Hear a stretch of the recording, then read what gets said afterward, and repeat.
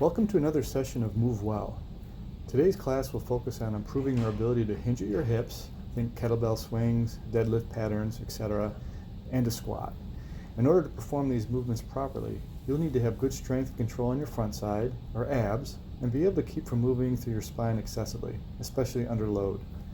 Since these are hip and leg dominant exercises that allow us to pick up heavy things, it is imperative that we learn to control our midsection or core when performing them in order to stay resilient and avoid injury, as well as to maximize our exercise performance.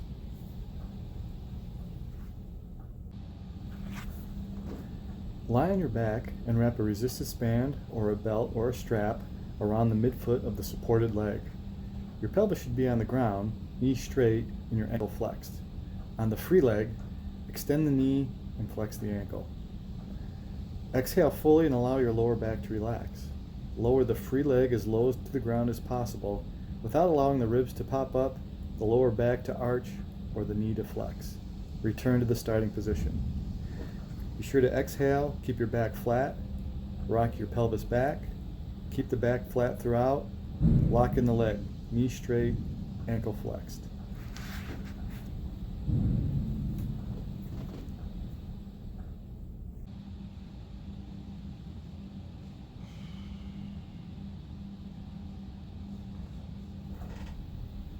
This series of mobility exercises, performed in a flowing sequence, will help you move better through your hips and mid-spine and is a great way to interrupt long periods of sitting. It is also a great way to improve your range of motion in your hip hinge and squat patterns and mitigate excessive stress on our spine while performing these types of exercises.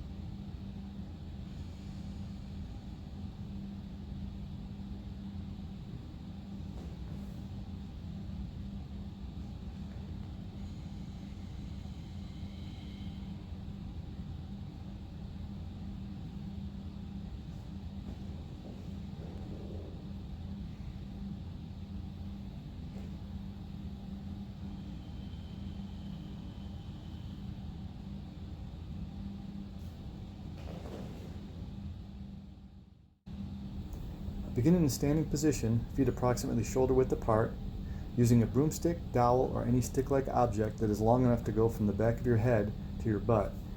Place so that it is touching the back of your head, between your shoulder blades, and the top of your pelvis and glutes. Exhale until you feel your abs and grip the floor with your feet, and push your hips back as if you are trying to touch the wall behind you. Stand back up straight, fully extending your hips without arching your lower back. Breathe normally throughout each repetition. A good check to know that you performed it properly would be to feel your abs, glutes, and hamstrings upon completion, not in your lower back.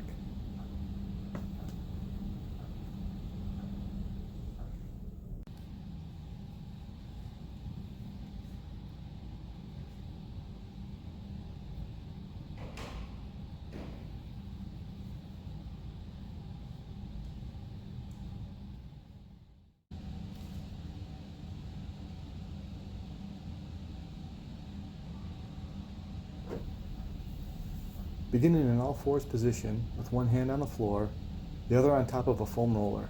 You can also use a towel or paper plate to allow your hand and arm to slide forward. Make sure your hands are shoulder width apart and your knees are hip width apart. Rock back to your heels as you reach forward with the arm that is on the foam roller. Hold for a full exhale and return to the all-fours position.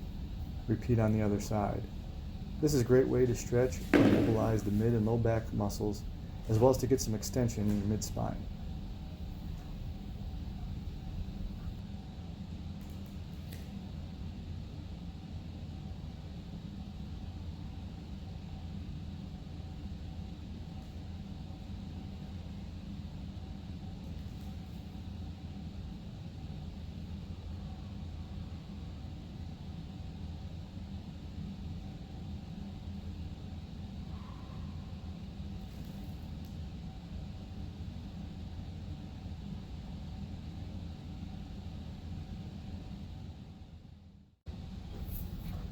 Any activities that require squatting, pivoting, planning and cutting, and or rotating your body will likely be hindered by limited hip flexion and internal rotation range.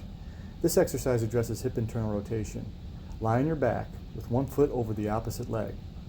Use the elevated leg to help drop your knee in towards the floor. Reach with your arm towards the side that is getting stretched to maximize the stretch and avoid compensating by rotating the entire body. Note, you may also feel a stretch in your lower back. This is most likely from the commonly tight quadratus lumborum muscle being stretched. Don't push too far into pain or discomfort. Begin by standing in front of a chair, feet approximately shoulder width apart and heels touching the chair legs. Holding a kettlebell, dumbbell, sandbag, water jug, or whatever weighted object you have available. Exhale fully until you feel your abs. In a controlled manner, sit down on the chair, pausing briefly before you stand back up. As with the hip hinge and most other exercises for that matter, we want to keep our abdominals active and our spine in a good position.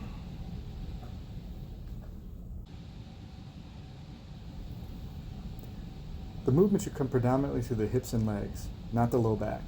Excessive arching or rounding of the lower spine should be avoided. You can put a pillow or some other object on the chair if you find you can't sit down all the way without feeling discomfort in your lower back.